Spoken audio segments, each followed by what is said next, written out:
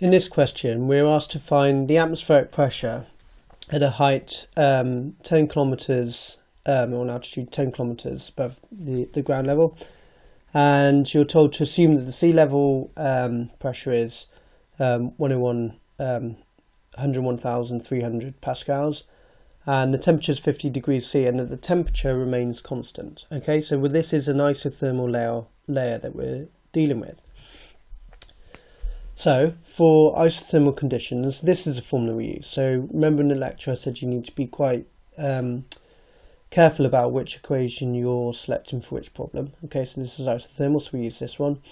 And then we simply just have to plug the conditions in here. So the pressure at the bottom of the layer, because we're in the bottom layer, happens to be sea level. Okay, so we put that pressure in there. The acceleration due to gravity, the specific gas constant, the temperature, remembering to convert into Kelvin, and then finally the change in altitude. So Z minus Z0, Z0 is 0, so we end up 10,000. And if you work all that out, you end up with a pressure around 0.309 bar.